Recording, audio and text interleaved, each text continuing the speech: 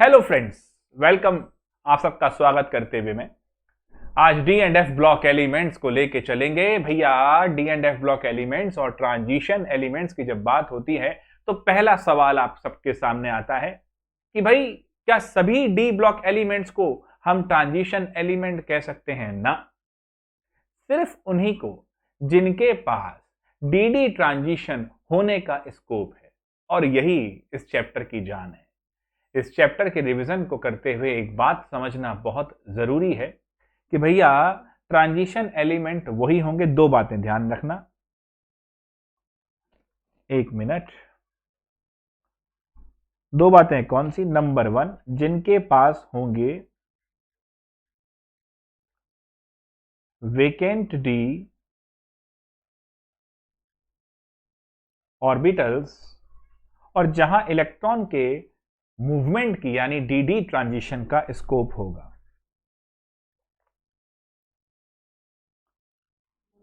तो भैया, या तो उसमें ग्राउंड स्टेट में या एक्साइटेड स्टेट में ये दोनों कंडीशन वैलिड हो जाएं। अब जिनका कंप्लीटली फिल्ड डी ऑर्बिटल है, जैसे 4s2 3d10 की आप बात कर रहे हैं, आप समझ गए कि देखो भाई, जिंक हो गया, मरकरी हो गया, इन सब का कंप्लीट है। और अगर मैं ये +1 +2 स्टेट में जाऊं तब भी 3d10 मेरे पास कंप्लीट है। तो क्योंकि इनका डी ऑर्बिटल कंप्लीटली फिल्ड है, तो एक बहुत सीधी सी बात है दोस्तों कि इन्हें ट्रांजिशन एलिमेंट नहीं कह सकते, डी ब्लॉक एलिमेंट कह दो, कोई फर्क नहीं। पहली बात, मैक्सिमम सवाल इसी पे खत्म हो जाते हैं कि भैया ये कलर क्यों शो करते हैं, ये एलॉय क्यों बना रहे हैं, ये कैटलिस्ट क्यों है। तो अगर वन लाइन में इन सब का आंसर देना है तो उन सब का जवाब होगा because of the availability of vacant D orbitals and possibility of D d transition. देखो, ये एक रामबाण आंसर मैं आपको बता रहा हूं। जो भी ऐसा सवाल आए कि ये ऐसा क्यों करते हैं, ये ऐसा क्यों करते हैं, ये ऐसा क्यों करते हैं, सबका दूसरा सवाल आ जाए डी ब्लॉक एलिमेंट है फिर भी ऐसा क्यों नहीं करते हैं, तो उसमें हो जाएगा non availability of vacant d orbital and no d d transition. मैं एक एक सवाल एनसीईआरटी का जो है वो सॉल्व यहां पर करूंगा, आपके साथ डिस्कस करूंगा एंड मे बी थोड़ा सा सेशन वाइज पार्ट 1 पार्ट 2 करके मैं आपको दे दूंगा। आप एक साथ देखिए, जैसे कल पी ब्लॉक का आया था एवरीथिंग फ्रॉम एनसीईआरटी, वो 2 पार्ट में आया है, उसको आप देखिए, क्योंकि एज एंड व्हेन मैं टाइम मुझे मिल रहा है मैं इसको देख रहा हूं। बच्चे, एक आप में से शायद आई थिंक काजल ने कहा था कि सर मेरे को सरफेस केमिस्ट्री और एल्डिहाइड कीटोन्स में प्रॉब्लम है। बेटा, जो अवेलेबल वीडियो हैं सरफेस के मैंने ऑलरेडी दे चुका हूं और एल्डिहाइड कीटोन्स का भी, बट डोंट वरी, मैं इसके ऊपर भी revision session along with NCERT लेके आ जाऊंगा। बट पहले मैं ये इनऑर्गेनिक समाप्त कर लूं। तो डीडी ट्रांजिशन, इसके बाद बच्चों इस चैप्टर में से जरूरी है आपको पढ़ना lanthanoid contraction.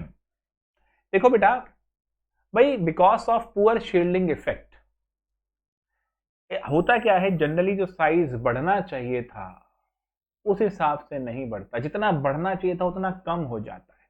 Now this steady decrease in the atomic radii of लालू सीरीज। लालू मतलब लेंथेनम से ल्यूटिनियम, ये जो हम बात करते हैं, इस सीरीज के अंदर अगर हम ध्यान से सोचें तो जो साइज बढ़ना चाहिए था, जितना बढ़ना चाहिए था, because of poor shielding effect उतना कम हो गया।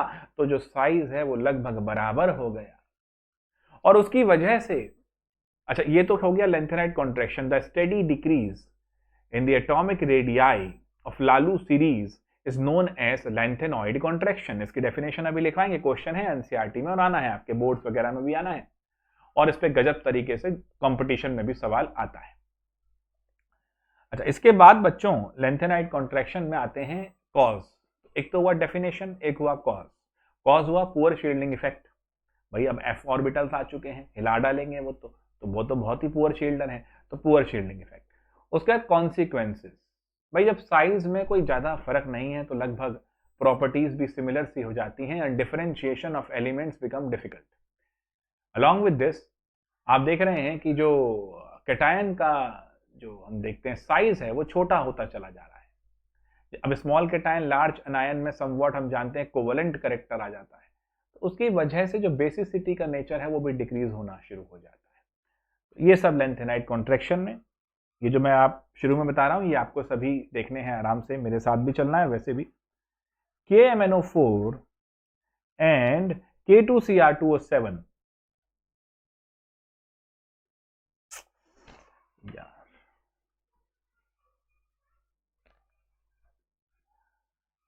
K2Cr2O7, preparation and properties. Reaction बहुत इंपॉर्टेंट है, इसी के लिए मैं एक लाइव सेशन ले लूंगा यूट्यूब पे, और मैं जल्दी आपको इन्फॉर्म कर दूंगा। मे बी कल टाइम मिलता है तो मैं कल ले लेता हूँ एक लाइव सेशन, या वेडनेसडे लूंगा, जैसे भी मुझे टाइम मिलेगा, और वहां पर मैं आपको रिएक्शंस याद भी करवाऊंगा, तो वो हम उसमें आराम से चलाएंगे। तो KMNO4, ओके, ये आपको इस चैप्टर में से ये चीज करनी है, ये कर लिया तो नमस्ते, फिर सब कुछ हो गया। अब आइए कुछ सवालों के साथ बढ़ते हैं। ये एनसीईआरटी के ही सवाल हैं, लेकिन प्रिडोमिनेंटली आप देखोगे तो ये 38 जो सवाल बैक एक्सरसाइज में दे रखे हैं, इन्हीं में से आपका चाहे बोर्ड हो जाए चाहे कंपटीशन टेस्ट हो जाए आता है। तो write down the electronic configuration of Cr+3। Colour pen का ले लेते हैं जरा, कोई बढ़िया इंक कलर, ब्लू ही लेते हैं। अब बेटा Cr+3 वैसे तो आप सबको आता है, लेकिन फिर भी मैं बता दूं, क्रोमियम का एटॉमिक नंबर है 24, और आपको पता है कि आर्गन 3d5 4s1 लिखा जाता है। आप इसको 4s2 3d5 नहीं लिखते, कारण fully filled and half filled जो ऑर्बिटल होते हैं उनकी स्टेबिलिटी ज्यादा होती है, इसी वजह से वो इस तरह एग्जिस्ट कर रहा है।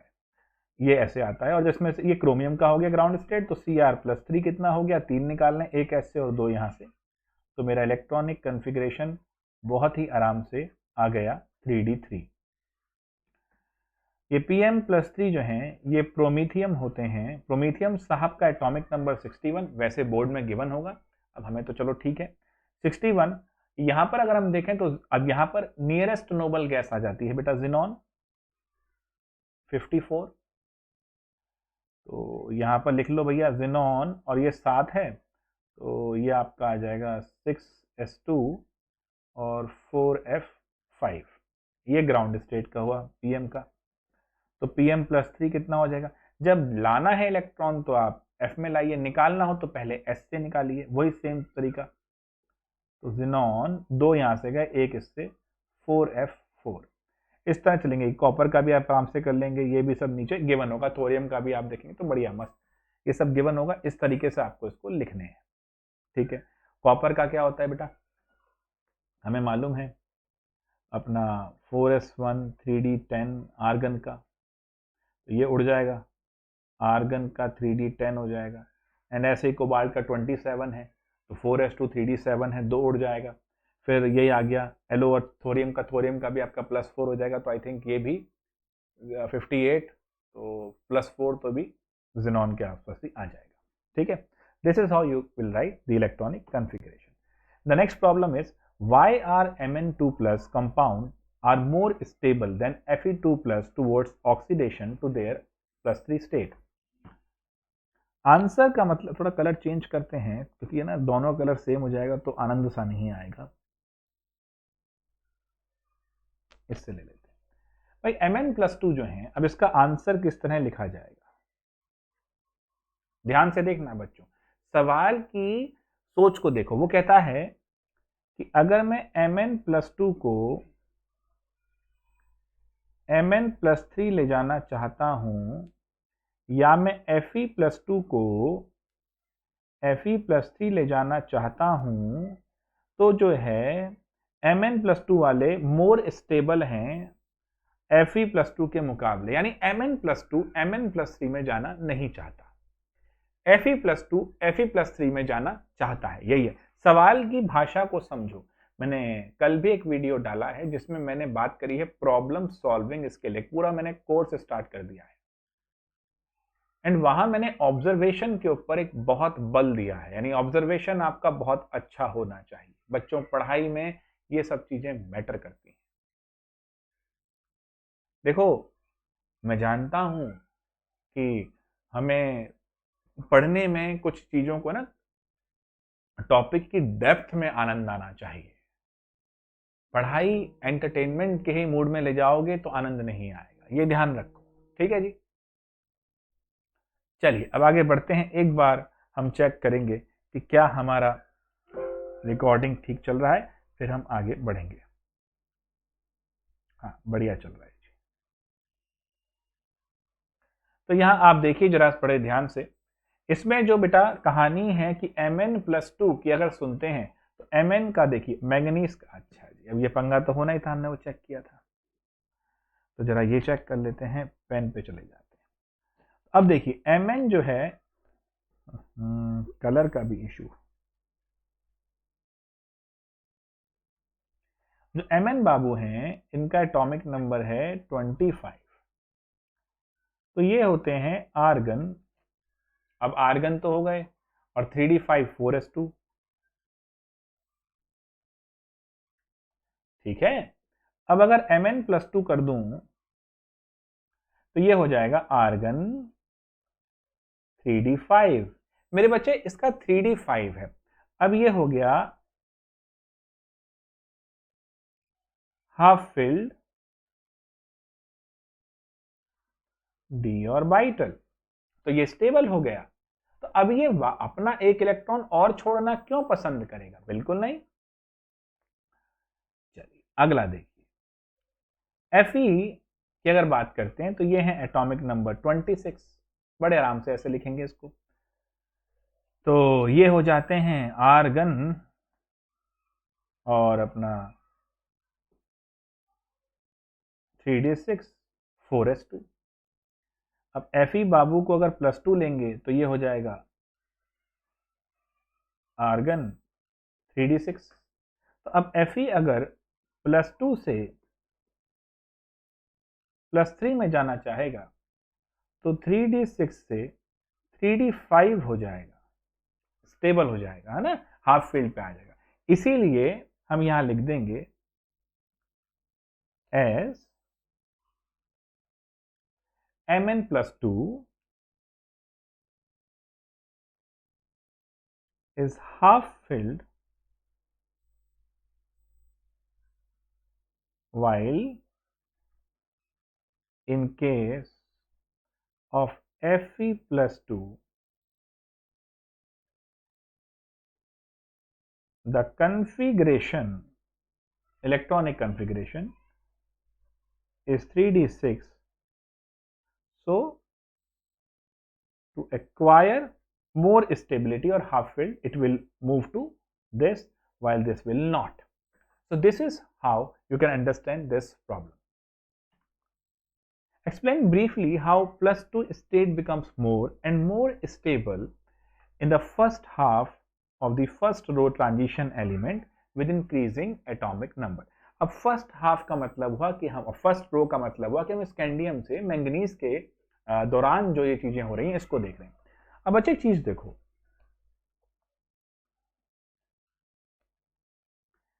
भाई जैसे जैसे मैं देखूं जरा, आर्गन था 4s2 चल रहा था और 3d चलता जाएगा आगे की तरफ।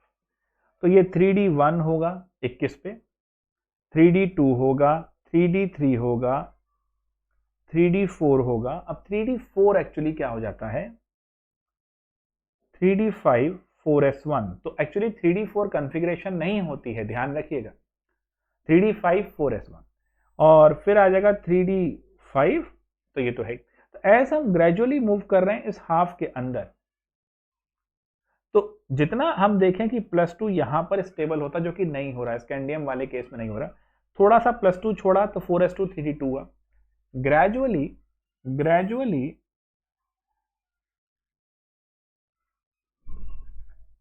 d orbitals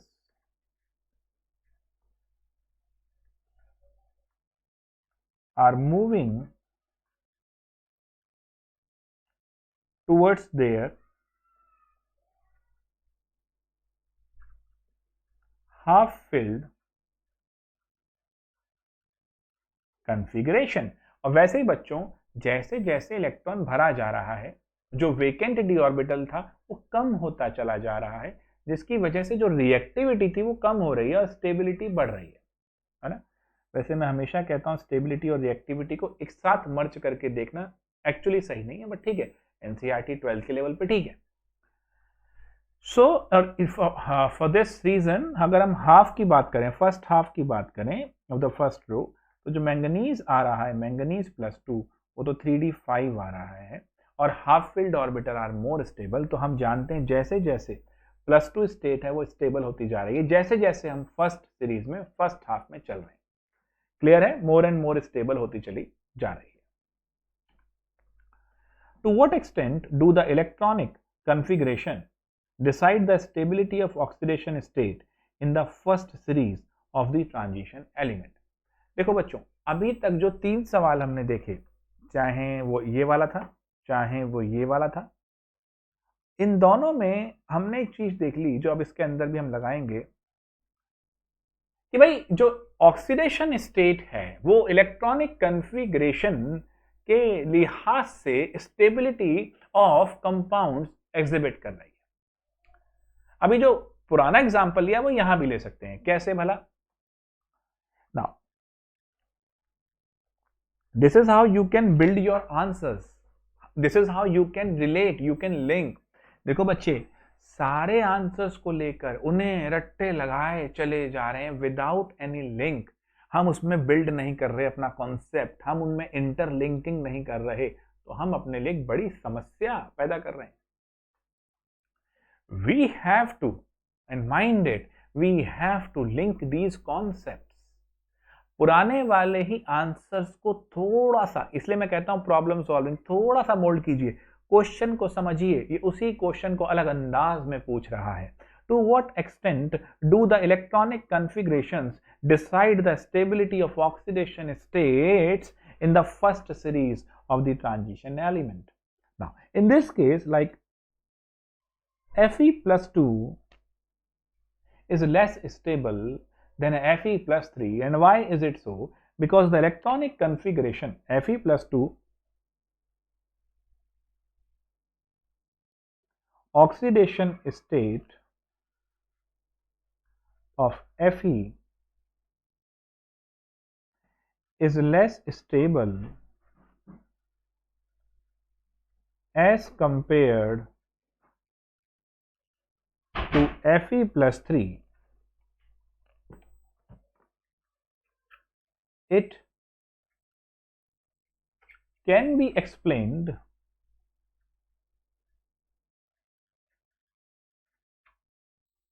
on the basis of electronic configuration. Like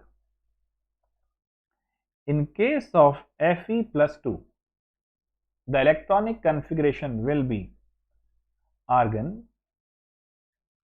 3d6, as I explained it earlier. And in case of Fe+3, the electronic configuration will be 3d5, as half-filled configurations are more stable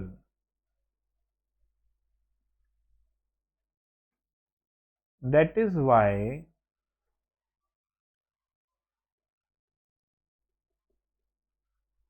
stability of Fe+3 over Fe+2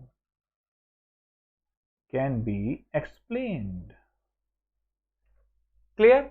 Pretty easy to understand. What may be the stable oxidation of the transition element with the following d electron configuration in the ground state of the atom, like 3d3? In case of 3d3, but we can say that this will be the scandium. तो अगर हम ध्यान से सोचें transition element का, आपको एक चीज, क्योंकि जैसे मैंने इलेक्ट्रॉनिक कॉन्फ़िगरेशन सोची, मैं आपको लेके चलता हूं एनसीईआरटी की तरफ भी।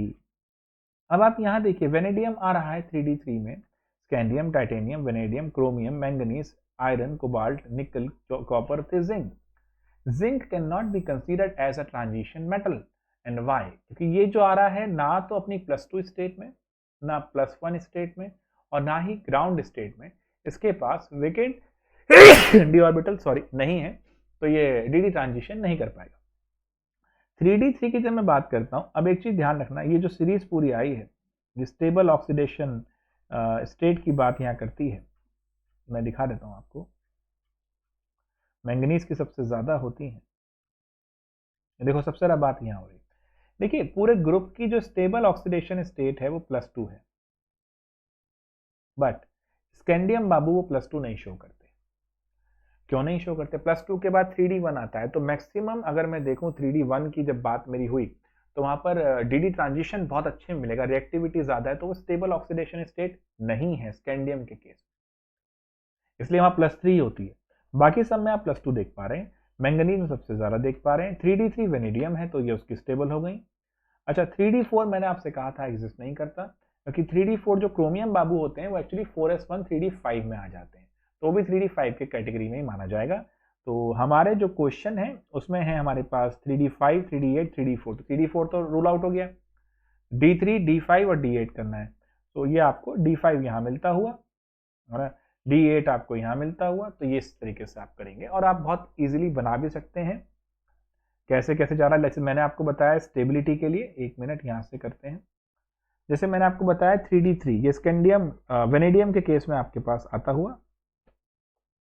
अब जैसे मैंने आपको स्कैंडियम वाले में समझाया वो 21 था, ध्यान देना बच्चों, ये बड़ा अच्छा कॉन्सेप्चुअल एस्पेक्ट है। यहां पर आर्गन 4s2 3D1 है, अगर मैं स्कैंडियम +2 करता हूं तो ये 3D1 पे आ जाएगा, जिसके पास डी ट्रांजिशन का बढ़िया एक हम देखें तो वेकेंट डी ऑर्बिटल भी है, तो ये स्टेबल नहीं रहेगा, रिएक्टिविटी थोड़ी इसकी बेटर रहेगी। और तो स्कैंडियम +3 ही हम देके चलते हैं कि ये आर्गन बन जाता है और ये नोबल गैस कॉन्फ़िगरेशन पे आ जाता है। 3D3 अगर मैं देखता हूं तो ये वेनेडियम है, तो वेनेडियम अगर है तो ये आर्गन 4s2 3D3 है, तो +2 दिखाएगा, +3 दिखाएगा, +4 दिखाएगा। कैसे कैसे भाई? +2 दिखा सकता है, फिर 2s के और एक d से चला गया +3, फिर 2s के और 2d से चले गए +4 और थे +5, ऐसे। This is how you can think about the stable oxidation states. Name the oxo metal anion of the first series of the transition metal in which metal exhibit the oxidation state equal to its group number. Now बेटा अब देखो इसमें दिमाग chemistry में घुस जाता है, basic चीज है जाती है। अब Cr2O7 2- ले जाओ या CrO4 2- ले जाओ, यहां पर इसका कितना आएगा बेटा? 6 आ रहा है दोनों का, वही ग्रुप नंबर है। ऐसे ही MnO4- ले लो तो ये +7, यही मैंगनीज का अगर देखा जाए तो ये मतलब एटॉम ऑक्सीडेशन नंबर भी यही है और ग्रुप नंबर भी यही है, यही चीज पूछ रहा था वो। एक बार VO4 का भी सोचना। What is lanthanide contraction? What are the consequences of lanthanide contraction?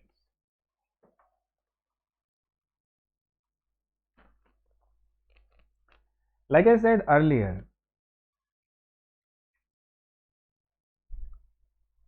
the steady decrease in the atomic radii of LALU series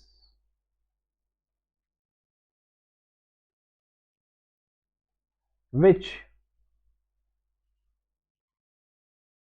effectively compensates for the increase in size, यानी जितना बढ़ना चाहिए था उतना ही कम हो गया, is called lanthanide contraction। इसके बाद डेफिनेशन के बाद कॉज लिख दीजिए, poor shielding effect of f orbital then consequences पूछे जा रहे हैं, ये आंसर बोर्ड्स में बहुत क्रूशियल है। Now for consequences you need to write number 1 as the size is nearly same, so the properties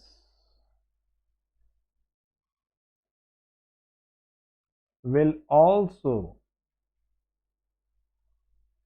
show the similar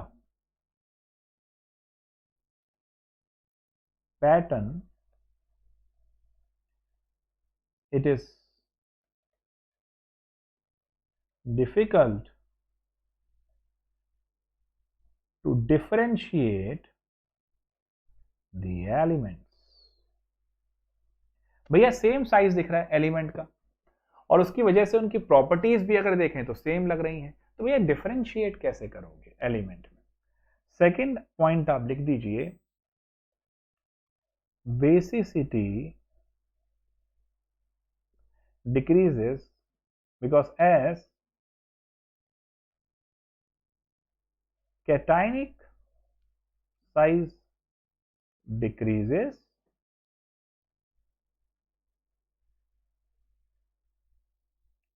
covalent character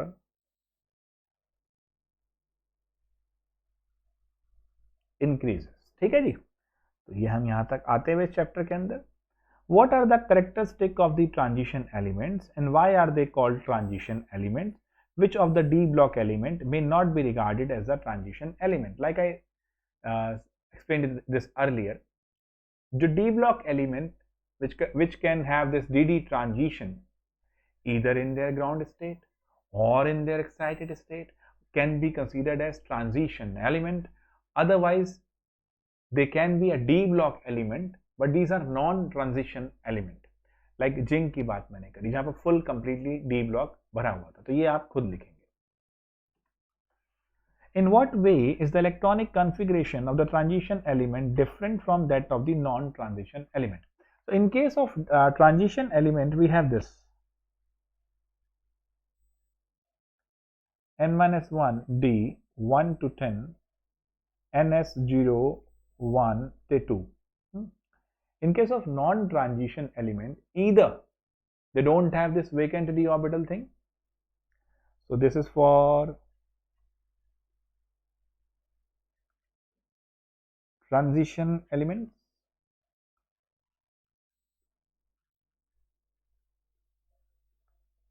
for non-transition elements, either we don't have this d orbital altogether, or if we do have this d orbital, this one is filled, we don't have this. So like now n-1 d 10 ns1 2 और may be ns0 और all together d orbital नहीं होगा. Clear है? What are the different oxidation state exhibited by the lanthanide? अभी मैं lanthanide के ऊपर लेता हूँ चैप्टर में, बीच में एक क्वेश्चन है, lanthanide डेफिनेटली डिफरेंट सेक्शन में ले रहा हूँ, तो क्यों +3 है, क्यों +4 है, I'll explain. Now explain giving reason. Transition metals and many of their compounds show paramagnetic behavior. ये क्वेश्चन अपने आप में एक तरह से डी ब्लॉक के एलिमेंट्स को कंप्लीट करेगा, तो इसके बाद मैं नेक्स्ट सेगमेंट लाऊंगा जो सेगमेंट होगा एफ ब्लॉक एलिमेंट के बारे में. So transition metals and many of their compounds show paramagnetic behavior. Pretty easy, because of unpaired electron present in vacant d orbital, not vacant, in d orbital. So number 1, due to presence of unpaired electron in d orbitals, the enthalpy of atomization of the transition metals are very high, and this is because of we have this unpaired electrons. So interaction बहुत अच्छा होगा. अब interaction अच्छा होगा तो obviously बात है enthalpy of atom separate करना मुश्किल होगा, एसोसिएशन अच्छी है तो हाई हो गई. The transition metal generally form coloured compound. Simple. Energy मिली इलेक्ट्रॉन में डी ट्रांजिशन हुआ था कोऑर्डिनेशन में, क्रिस्टल फील्ड थ्योरी। तो लोअर स्टेट से हायर स्टेट में गया, वहां से गिरेगा। कलर तो हमेशा इसीलिए होता है। So when we supply some sort of energy to these transition metals, electron will move from ground or to the lower energy state to the higher energy state, and when electron jump back to the original state, or you can say the ground state in particular, तो जो energy छोड़ेगा वो energy correspond करेगी जिस colour पे वो colour मिलेगा। So now the issue is जो अपने वेवलेंथ एब्जॉर्ब करी है उसका कॉम्प्लीमेंट्री, उसका सप्लीमेंट्री ही रिलीज करेगा as a colour. And why they are good catalyst? भैया इनकी वेरिएबल ऑक्सीडेशन स्टेट है। And why they have this variable oxidation state? Because of vacant d orbital and d transition. So इनके पास variable oxidation state है, तो ये intermediate बनाते हैं। अब वो इंटरमीडिएट अपने आप में थोड़ा थोड़ा एनर्जी रिलीज करवाते हैं, जिसकी वजह से वो रिएक्शन को सपोर्ट करता है in terms of activation energy. तो उसकी वजह से they can behave as a good catalyst. So simply the answer is because of availability of vacant d orbital and dd transition. So with this let's move on. अब अपना second part पे आएंगे। इतना आप रिवाइज कीजिए, second part जल्दी हम अभी रिलीज कर दूंगा थोड़ी देर में, ठीक है? तो चलिए मिलते हैं आपसे सेकंड पार्ट में। एक बार ये कीजिए और रिएक्शंस वगैरह को करिए, because many students they want कि ठीक है वन गो बेटा, ठीक है, बट ठीक है हम इस तरह भी ले रहे हैं, इनऑर्गेनिक पूरा कंप्लीट कर रहे हैं। चलो मिलते हैं अगले सेशन में। Till then take care.